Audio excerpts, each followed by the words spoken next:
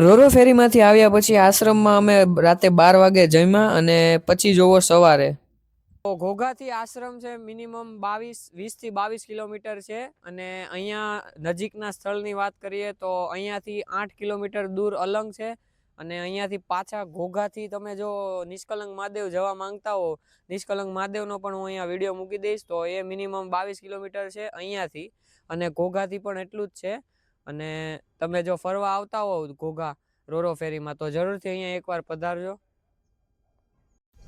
તો આ છે આપણો આશ્રમનો ગેટ અને તો અમે અહીંયા સવારમાં નાહી લીધા છીએ અને હવે થોડું જે કામ છે એ બધું કરવાનું છે અમારે.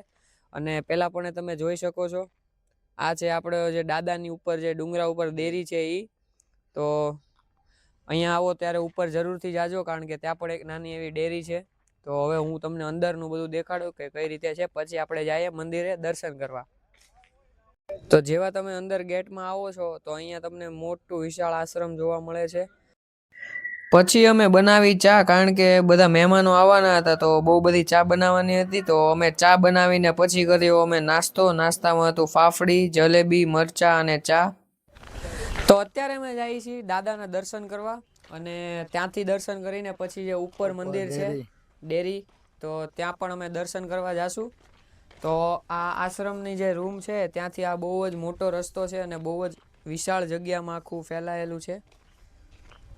તો આ છે આપણું મંદિરનું ગાર્ડન, તમે જોઈ શકો છો બહુ જ સુંદર છે.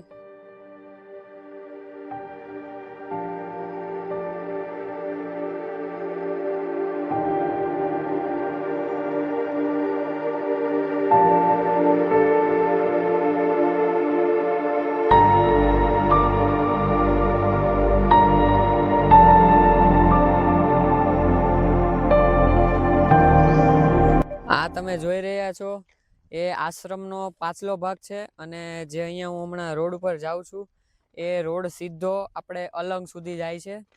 તો ત્યાં પણ આપણે જવાનું છે, બન્યા રહેજો વિડીયોમાં. તો અમે તો અત્યારે જઈએ છીએ ઉપર ડેરીમાં. તો જોઈ નાનો કાંઈક નજારો કેવો હોય છે.